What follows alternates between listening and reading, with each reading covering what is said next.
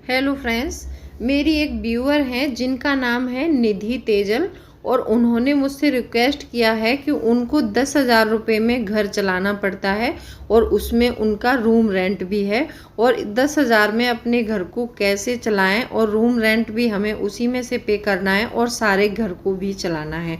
तो आज की वीडियो ये 10,000 मंथली पर है। आप अपने बजट को 10,000 मंथली में कैसे बना सकते हैं और साथ ही साथ आप इसमें सेविंग भी कर पाएंगे। दोस्तों, मैं आपको कुछ पॉइंट्स बताने वाली हूँ, इसमें उन पॉइंट्स को थोड़ा ध्यान से सुनेंगे तो आप अच्छे से मैनेज कर सकते हैं। Hello friends, welcome back to my channel. कैसे हैं आप लोग? आई होप आप बहुत अच्छे होंगे और सेहतमंद होंगे और आप लगातार मेरी वीडियो के साथ भी बने हुए होंगे। दोस्तों, आज की वीडियो में हम बात करने वाले हैं 10,000 मंथली में अपना घर कैसे चलाएं और 10,000 रुपये में जो है अपना खर्च भी चलाएंगे मंथ का और उसमें से हम कुछ सेविंग भी करेंगे। आज मैं इसमें आपको कुछ स्टेप बताने वाली हूँ। अगर आप इन स्टेप्स का अपने ऊपर इम्प्लीमेंट करेंगे और इन स्टेप्स को फॉलो करेंगे तो आप अपने 10,000 में से भी कुछ पैसे आप ज़रूर बचा सकते हैं। दोस्तों, वीडियो बहुत इंपॉर्टेंट है तो वीडियो के अंत तक ज़रूर बने रहिए और अभी तक आपने चैनल को सब्सक्राइब नहीं किया है तो आपसे एक नम्र निवेदन है, सब्सक्राइब कर लीजिए अपने इस चैनल को और बेल आइकन को भी ज़रूर प्रेस कर दीजिएगा ताकि ऐसी इंटरेस्टिंग वीडियो की नोटिफिकेशन आपको मिलती रहे। दोस्तों, वीडियो पसंद आए तो एक लाइक ज़रूर कर दीजिएगा। तो चलिए स्टार्ट करते हैं वीडियो को। अब यहाँ पर हमारी सैलरी टोटल 10,000 है। अब 10,000 में हमें कैसे मंथ चलाना है और कैसे सेविंग करनी है, ये स्टेप बहुत महत्वपूर्ण है। थोड़ा वीडियो को ध्यान से देखेंगे तो सबसे पहले हम क्या करेंगे, मैं हमेशा वीडियोस में बताती हूँ आपको कि हमें अपनी सैलरी का 20% हिस्सा जो है बचाना होता है। अब यहाँ पर सबसे पहला स्टेप करेंगे, हम खर्च करने से पहले सेविंग करेंगे। जो खर्च करने से पहले जो हम पैसा बचाते हैं वो सेव हो जाता है, इजीली हो जाता है, और जो हम खर्च करने के बाद बचता है वो पैसा कभी सेव नहीं हो पाता है। तो आपको क्या करना है, 2,000 रुपये, 10,000 सैलरी है तो उसका 20% हमारा 2,000 रुपये बनेगा। तो हम 2,000 रुपये सबसे पहले अलग कर देंगे। अब हमने 2,000 रुपये अलग कर दिए। अब हमें क्या करना है, अब हमारे पास जो पैसा बचा, 80% पैसा बचा, वो होगा हमारा टोटल 8,000 रुपये। अब 8,000 में हमें क्या करने हैं कि इसमें हमें इस पैसे को 8,000 रुपये को 5 सेक्शन में डाइवर्सिफाई करना है। मतलब हमें 5 सेक्शन में इस पैसे को बांटना है। अब 20-20% पाँचों सेक्शन में डालेंगे हम। फर्स्ट सेक्शन होगा हमारा रूम रेंट, दूसरा होगा हमारा फूड, तीसरा सेक्शन होगा हमारा इलेक्ट्रिसिटी बिल वगैरह, चौथा सेक्शन होगा हमारा गैस पेट्रोल वगैरह और हमारा 5वां सेक्शन होगा यहाँ पर एजुकेशन का। अब एजुकेशन में भी हम डालेंगे 20% ही डाल रहे हैं। अब इन पांचों सेक्शन में से कहाँ से पैसा बचेगा और हमें बाकी खर्चे कैसे एडजस्ट करने हैं वो मैं आगे बताती हूँ आपको। अब हमें क्या करना है, हमने 20-20% पैसा जो है पांचों सेक्शन में डाल दिया। 5 सेक्शन मैंने इसलिए बनाए ताकि आपको कोई दिक्कत ना हो, या तो आप अपने रजिस्टर में नोट कर सकते हैं। अगर रजिस्टर में नोट नहीं कर रहे हैं तो आप याद भी रख सकते हैं इस 5 सेक्शन को। अब इस 5 सेक्शन में कैसे बचत करनी है, कैसे मैनेज करना है वो भी मैं बताऊंगी, क्योंकि देखिए आजकल 10,000 में घर नहीं चल पाता है, बहुत मुश्किल होती है। लेकिन इस मुश्किल समय में जो अपने घर को चला ले और सारे उसको पार कर जाए, उसी का नाम बोलते हैं ज़िंदगी जीना। क्या होता है, अब इसमें रूम रेंट में हमने इसको डाइवर्सिफाई किया पैसे को, तो 1,600 रुपये पर उसमें आएगा हमारा। पर सेक्शन में हम 1,600 रुपये डालेंगे। अब देखिए यहाँ पर रूम रेंट में हमने 1,600 रुपये डाला है।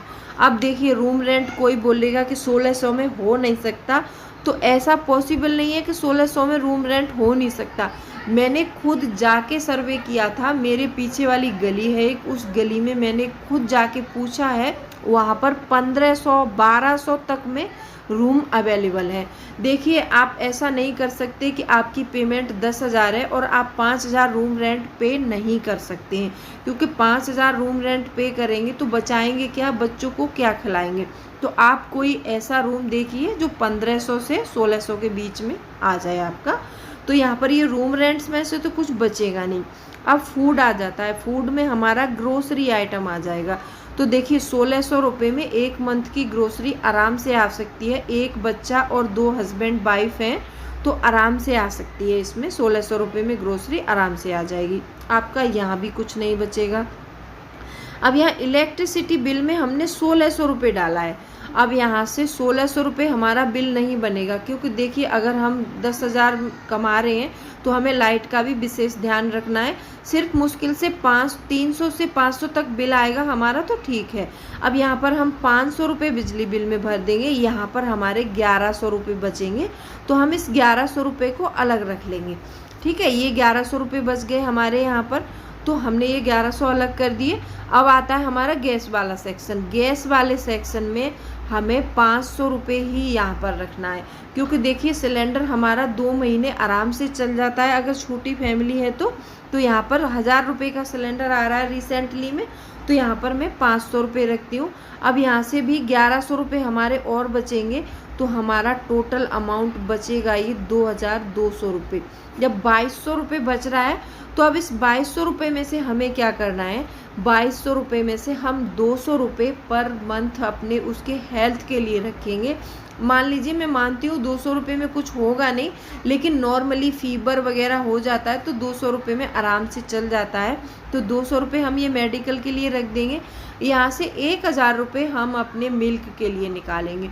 अब 1000 में मिल्क होगा नहीं बोलोगे आप, लेकिन हमें 10,000 में एडजस्ट करना है, तो हमें एडजस्ट तो करना ही पड़ेगा ना कहीं कहीं।